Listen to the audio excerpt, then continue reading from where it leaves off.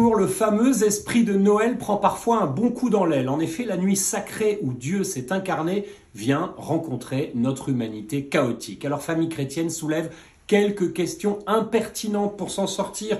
Pourquoi est-ce toujours le bazar en famille, toujours ou presque? Pourquoi n'est-on jamais d'accord sur la messe? Pourquoi et peut-on avoir le blues ce jour-là? Ou encore, comment fêter Noël sans massacrer la planète? Notre dossier répond à ces questions. Mais pas de panique, c'est un sauveur qui nous est né. Ce numéro s'ouvre aussi avec un conte inédit et spirituel, le Petit Pâtre de Goshen.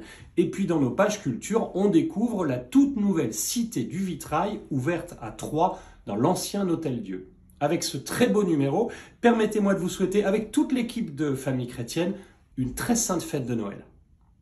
Et si nous saisissions l'occasion de ce numéro double pour offrir à nos lecteurs, à nos lectrices, un bouquet de bonnes nouvelles? L'idée a aussitôt enflammé la rédaction du Pèlerin, mais qu'est-ce qu'une bonne nouvelle? Pas simple quand on y réfléchit. La question nous renvoie au sens profond de notre métier. Journaliste, sommes-nous condamnés à ne voir, à ne rapporter du monde que ces dysfonctionnements, ces noirceurs, ces tragédies, en un mot, ces mauvaises nouvelles? Eh bien, nous avons de la chance.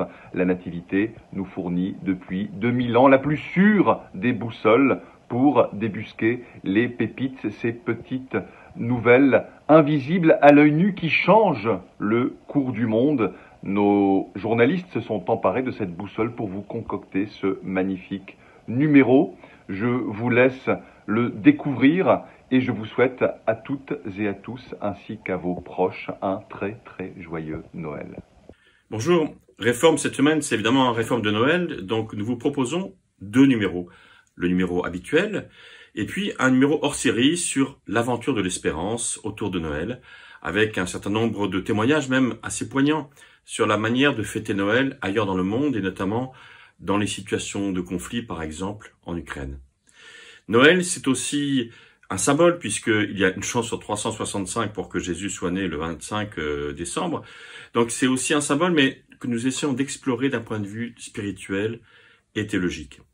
Et puis c'est aussi des initiatives, c'est aussi des gens qui vont sur le terrain, c'est aussi des rencontres Noël, c'est aussi tout cela. Et puis nous avons voulu élargir Noël, cette fois-ci, en interrogeant, en ayant un grand entretien avec le rabbin Delphine Horviller.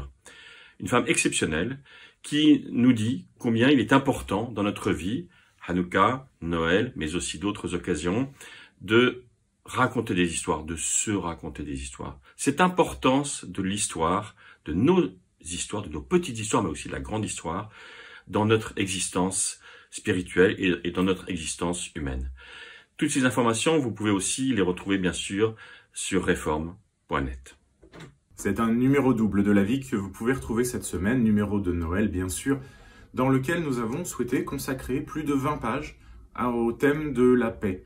On le sait, l'enfant qui naît dans la paille de la crèche au cœur de la nuit de Noël est appelé le prince de la paix. Et pourtant, cette notion est parfois difficile à appréhender dans le monde d'aujourd'hui. La guerre en Ukraine nous l'a encore rappelé cette année. La paix est une grâce, mais une grâce bien difficile à recevoir, que ce soit entre les peuples, dans nos relations sociales, relations humaines, mais aussi parfois en nous-mêmes. Qu'est-ce que la paix? Comment accueillir la paix? Comment faire advenir la paix? C'est tout cela que nous avons voulu explorer cette semaine dans la vie. Un numéro dans lequel vous retrouverez également une douzaine de pages de belles histoires pour faire souffler un vent d'espérance dans ce numéro et dans cette période de Noël. Voilà, des belles histoires à retrouver. C'est à retrouver donc dans la vie, en kiosque bien sûr, mais aussi dès maintenant sur notre site internet et notre application mobile.